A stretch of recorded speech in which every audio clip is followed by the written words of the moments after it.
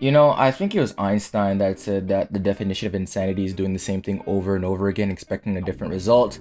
That's perfectly encapsulated what the Portland Trailblazers has been doing the past 4 or 5 years with Damian Lillard.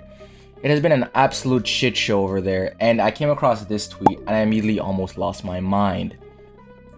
In a draft right now that has two of the most generational prospects the league has seen in a minute, in a draft right now that the second team that's about to pick in the Charlotte Hornets look like they're about to make a big mistake in picking Brandon Miller over Scoot Henderson, and Scoot's gonna fall in your lap, you're still going to do the most stupidest thing on the planet and not pick him and try to move him to win now with Damian Lillard when you already have a pretty nice young core that you can build around already.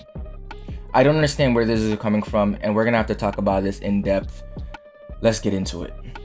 Before we really get into it, I asked if you to hit that like button, hit that subscribe button. Last off season, we made a lot of videos and it helped this channel get a nice little jump to where it is now, and I'm hoping that we can do the same thing on a larger scale this off season. So if you want to help that, please hit that like button, hit that subscribe button. It's about 3 to 4 videos a week on any single topic in the NBA. That being said, let's get into this video. I've never seen a team like the Portland Trailblazers that has gotten so lucky in the past 3 years like they have, and consistently decided they're going to pick the wrong timeline over and over again. As of right now, the Portland Trailblazers have two guards in the roster that I think are budding stars in the NBA in both anfernee Simons and Shaedon Sharpe. Hell, you have guys in the roster that can still become competent role players for a team surrounding those two, like a Jabari Al-Walker, a Nasir Little, and a Trent Watford. Guys on this roster that you can look to try to build around as time goes on. You even have guys on here that can fit you maybe a nice little draft capital, not anything crazy, like a Justice Winslow, Yusuf Nurkic, and Matisse Thybulle. Overall, this roster is meant to be a rebuilding roster. Why the hell are we still doing this Damian Lillard timeline? I have no idea. Right now, I understand that Damian Lillard is the best player this franchise has ever seen. I understand that Damian Lillard just had the best season of his career. This seems like a perfect time to trade him. Trading him for Kristaps Porzingis or any combination of two players doesn't make you anywhere near one of the top rosters in the Western Conference. If anything, it makes you just, at most, a top 6 seed and a play-in team, or at worst, missing the playoffs all over again. I don't understand where the Portland Trailblazers are trying to go with this. As of right now, Shaedon Sharpe in his first regular season was honestly really good. It wasn't anything amazing, obviously only 9 points per game, 4 rebounds, 1 point and 2 assists, but he shot the ball pretty efficiently for a rookie. And at the end of the regular season, he had an absolute amazing stretch that let me know that if given the time and the ball in his hands, he could have an absolute amazing career as a scorer, averaging 24 points per game, 6 rebounds, 4.1 assists on 46% shooting and 38% from 3 in the last 10 games of the season. That's after they shut down Damian Lillard and they gave him the keys to do what he wants with the ball in his hands, and he did that on 8.2 attempts from 3.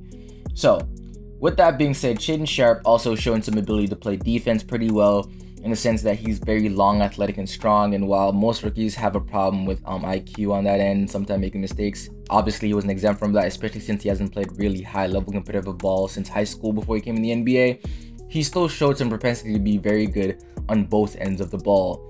So you have a budding two-way player and a guy in Anfernee Simons that is an absolute flamethrower from 3, an absolute flamethrower of a scorer, averaging 21 points last year and 38% from 3. But without Damian Lillard on the court, he was averaging 27 points per game and 6 assists per game on this roster. Now you look at that, you look at the playmaking deficiencies that these two do have overall, and then you look at the draft and you see Scoot Henderson about to fall in your lap, one of the more elite playmakers in this draft, and it just seems like a match made in heaven to pair these three together and go forth in your future.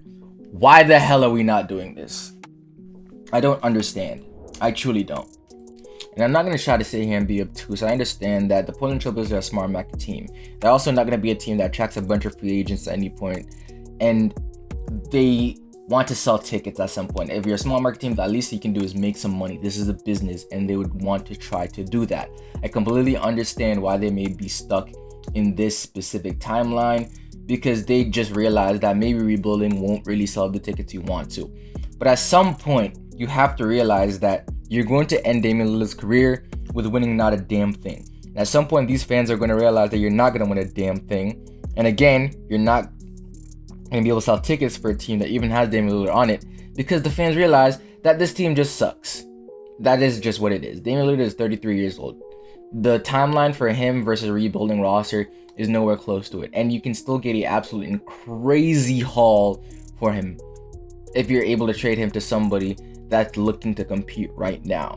Whatever you get for Damian Lillard, plus what you can get for Yusuf Nurkic, Justice Winslow, and Matisse Thybulle all put together, you can look at it this way: that the moment that Scoot Henderson, Shaedon Sharpe, and Anfernee Simons get to a point in their career where it looks like they just need that one other all-star, that another star player to really complete the rebuild and make you guys extremely competitive again, you have the draft capital to do that.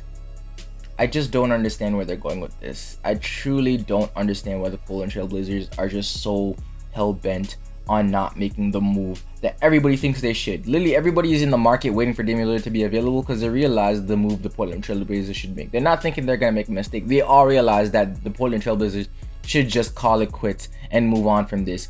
Yeah, they constantly decide that they're not going to do that. At the end of the day, I'm not a GM. I'm not in the front office. And Damian Lillard obviously wants to stay in Portland, which, you know, let him finish his fantasy of trying to rebuild with the Portland Trailblazers or win a championship. Obviously, he wants that. And at the end of the day, if the Portland Trailblazers are willing to oblige with his request, then there's not much anybody can do. But at this point, the Portland Trailblazers should just realize that they need to be the ones to call it quits. They need to be the one to tell Damian Lillard, look, we can't keep doing this. We can't keep doing this. We have to be able to just call it quits and just end the season off on a strong note and end your tenure here as happily as possible. Get you somewhere where you can actually compete for an actual championship and put ourselves in a position where we can actually win a ring. Hell, Damian Lillard is only 33. If he can play till he's like 37 at some point, and the Portland Trailblazers get to a point where they're competitive again, you can trade for him again and he can be a sixth man on this roster, or he can even start depending on how good he is. And again, he can probably go again and maybe fulfill his dream of winning a championship with Portland. Who knows? But at this point right now, him staying on this team any further is just not the move. But again, that's just my thoughts on things. That being said, this is FUP. That's my time, and I'm out.